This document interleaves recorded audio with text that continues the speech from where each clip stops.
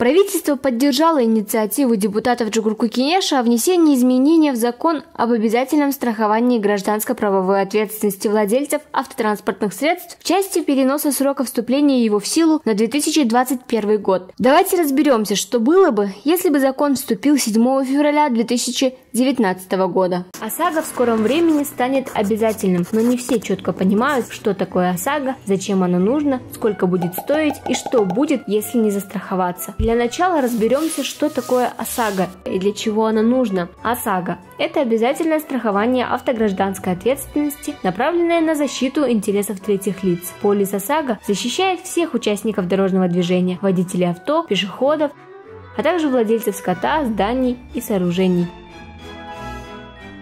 К примеру, если водитель наехал на пешехода, на дом или скот, страховка выплачивается владельцу этого имущества.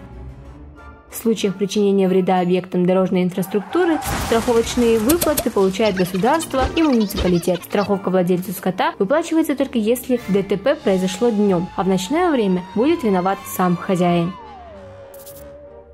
Начиная с 7 августа 2019 года полис ОСАГО стал бы таким же обязательным документом для вождения авто, как водительские права и свидетельство о регистрации транспортного средства. 7 февраля 2019 года начали бы штрафовать за отсутствие полиса только тех водителей, чьи машины зарегистрированы в другой стране. В эту категорию попадают и граждане Кыргызстана, которые ездят с иностранными номерами. Водителей авто, зарегистрированных на территории Кыргызстана, начали бы штрафовать 7 августа 2019 года. Ориентиром для инспекторов служили бы номера автомобилей.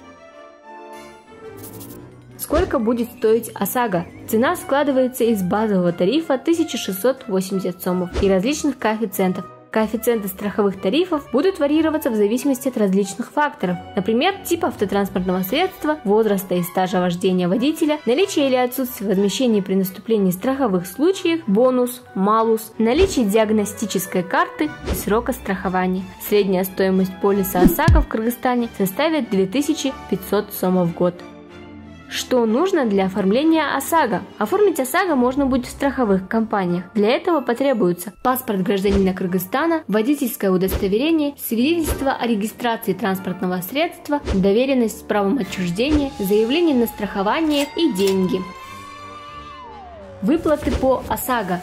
Для того, чтобы иметь возможность предъявить полис инспекторам, нужно заключить договор со страховой компанией.